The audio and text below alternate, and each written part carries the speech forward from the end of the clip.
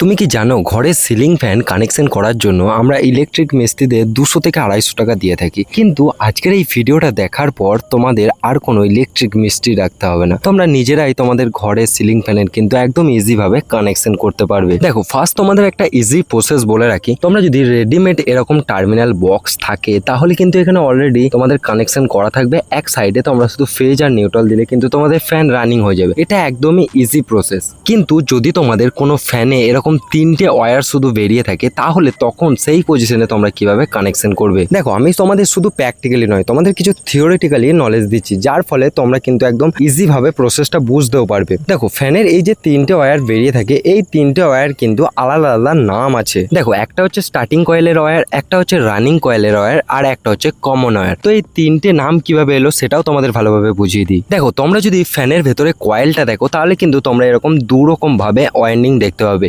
First stage যে ওয়াইন্ডিংটা আছে এটাকে বলা হয় রানিং ওয়াইন্ডিং, আর রানিং ওয়াইন্ডিং সবসময় কিন্তু বড় হয়। আর ভেতরের যে ওয়াইন্ডিংটা আছে সেটা হচ্ছে স্টার্টিং ওয়াইন্ডিং। স্টার্টিং ওয়াইন্ডিং কিন্তু একটু ছোট হয়। তো আমরা রানিং ওয়াইন্ডিং এ যখন আমরা কয়েলটাকে বাঁধি তখন একটা প্রান্ত থাকে শুরুর প্রান্ত আর একটা প্রান্ত থাকে শেষের প্রান্ত। তো এই প্রথমে যে শুরু থেকে শেষ করে যে ওয়াইন্ডিংটা কমপ্লিট হচ্ছে তাহলে আমাদের দুটো ওয়্যার হচ্ছে, একটা শুরুর একটা শেষের। তো একই রকম ভাবে আমরা এখানে স্টার্টিং ওয়াইন্ডিং ও একটা কিন্তু শুরু একটা শেষের কিন্তু আমি কপার ওয়্যার পেয়ে যাব। তো এখানে আমাদের টোটাল ওয়্যার হচ্ছে 4টে ওয়্যার। তো এর মধ্যে থেকে আমরা একটা রানিং আর একটা স্টার্টিং ওয়্যারকে কিন্তু আমরা শর্ট করে দেবো। আর এই যে শর্ট করলাম এর মেন পয়েন্ট থেকে আমরা নিয়ে নেবো একটা কমন ওয়্যার। তাহলে আমাদের কাছে টোটাল কটা ওয়্যার হয়ে গেল? এখানে 3টে ওয়্যার হয়ে গেল। একটা হচ্ছে কমন ওয়্যার, একটা হচ্ছে রানিং ওয়্যার, একটা হচ্ছে স্টার্টিং ওয়্যার। তো এরপর তোমাদের মাথায় একটা কোয়েশ্চেন আসতে পারে, ফ্যানের এখানে 3টে ওয়্যার আসছে কিন্তু আমাদের ঘরে ফেজ আর নিউট্রাল আছে, মানে দুটো ওয়্যার। তাহলে এই 3টে ওয়্যারকে আমরা দুটো ওয়্যারের সাথে কিভাবে কানেকশন করব? তো এটার জন্য আমাদের লাগবে একটা কন্ডেন্সার বা ক্যাপাসিটর। তো এরপর যদি আমরা এখানে ক্যাপাসিটর লাগাই তাহলে ক্যাপাসিটরও কিন্তু দুটো ওয়্যার থাকে। তো সেই দুটো ওয়্যার আমরা কোথায় কানেকশন করব? তো দেখো, একদম তোমরা ধীরে ধীরে ভিডিওটা দেখো, টোটালি তোমাদের ক্লিয়ার করে সহজভাবে বুঝিয়ে দিচ্ছি।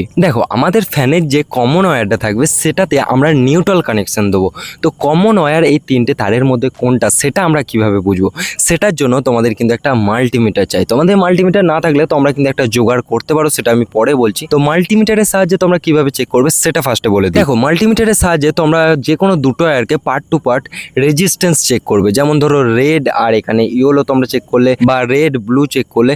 তো এই সবগুলো ওয়্যার যখন তোমাদের চেক করা হয়ে যাবে, যেটার মধ্যে রেজিস্ট্যান্স সবচেয়ে বেশি আসবে যেই ওয়্যারটার মধ্যে, সেটাই তোমাদের হয়ে যাবে কমন ওয়্যার। আর তোমাদের কাছে যদি মাল্টিমিটার না থাকে তাহলে তোমরা একটা ঘরোয়া জোগাড় লাগাতে পারবে। তোমরা একটা সিরিজ ল্যাম্প করে নেবে। তো এখানে সিরিজ ল্যাম্পে যেই দুটো ওয়্যার থাকবে সেই দুটো ওয়্যার তোমরা কিন্তু এখানে টাচ করিয়ে দেখতে পারো। যেমন ধরো ফ্যানের এখানে 3টে ওয়্যার আছে, রেড ইয়েলো ব্লু। তো তোমরা এখানে রেড আর ইয়েলো তো টাচ করিয়ে দেখতে পারো। আর যেই পজিশনে গিয়ে যেই দুটো ওয়্যারে টাচ করলে তোমাদের লাইট একদমই জ্বলবে না, সেই ওয়্যারটাই তোমার হয়ে যাবে এখানে কমন ওয়্যার। তো এখানে আগেই বলেছি কমন ওয়্যারের কিন্তু রেজিস্ট্যান্স বা ওহমটা অনেক বেশি থাকে। তো তাহলে এখানেও সেম জিনিসটা ঘটছে, এখানে রেজিস্ট্যান্স কিন্তু কারেন্টকে বাধা দিচ্ছে, যার ফলে আমাদের লাইটটা একদমই স্লো জ্বলছে বা জ্বলছেই না। তো এখানে আমরা কমন ওয়্যারটা তো বুঝে গেলাম। তো এরপর আর যে দুটো ওয়্যার থাকবে সেই দুটো ওয়্যারের মধ্যে কোনটাতে আমরা ফেজ দেবো? দেখো, এই দুটো ওয়্যারের মধ্যে কিন্তু তোমরা যে কোনো একটাতে ফেজ দিতে পারো। দেখো, যখন তোমরা যে কোনো একটাতে ফেজ দেবে, ফ্যানটা যদি তোমাদের অ্যান্টি ক্লকওয়াইজ ঘুরে তাহলে জানবে ফ্যানটা ঠিক ঘুরছে। কিন্তু ফ্যানটা যদি তোমাদের অ্যান্টি ক্লকওয়াইজ না ঘুরে